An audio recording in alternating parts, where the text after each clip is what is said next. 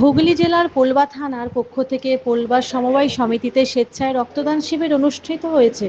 এই দিন উপস্থিত ছিলেন চুঁচুড়ার বিধায়ক অসিত মজুমদার, হুগলি জেলার সভাধিপতি রঞ্জন ধারা, পোলবা দাসপুর ব্লকের বিডিও জগদীশ বেরা, এছাড়াও ডিএসপি টিএনটি রুক্ত বকশিস, সিআই ধনিয়াখালী গোপাল পাল এবং ওসি পোলবা নাজির উদ্দিন আলী সহ বিশিষ্ট ব্যক্তিবর্গ এবং পোলবা থানার সমস্ত জিপিএ ছাড়াও প্রধান উপপ্রধান উপস্থিত ছিলেন। আনুমানিক 55 ইউনিটের বেশি রক্ত পেয়েছে। যারা রক্ত দিয়েছে তাদের সকলকে একটি মানপত্র, একটি গিফট এবং একটি গাছ দেওয়া হয়েছে। এই বিষয়ে কর্তব্যরত পুলিশ সুপার সাংবাদিককে কি বললেন, হুগলি থেকে আশিস কুমার ঘোষের রিপোর্ট।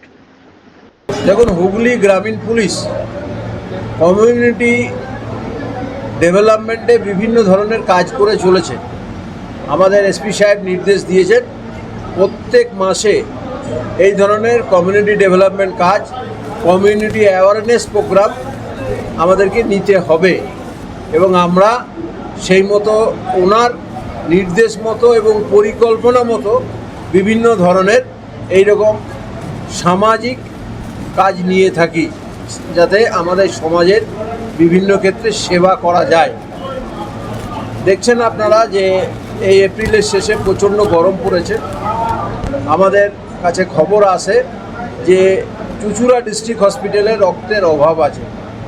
সেই খবর পেয়ে আমাদের পোলবা থানার ওসি নাজির উদ্দিন খান সে বিশেষ উদ্যোগ নেয় এবং জেলা পুলিশ এবং পোলবা থানার উদ্যোগে আজকে প্রায় 50 বোতলের অধিক রক্ত আমরা সংগ্রহ করে চিনসুরা সদর হসপিটাল অথরিটির কাছে জমা করব, যাতে আমাদের হুগলি জেলার সমস্ত ধরনের রোগীরা তাদের প্রয়োজনে এই রক্ত পায়।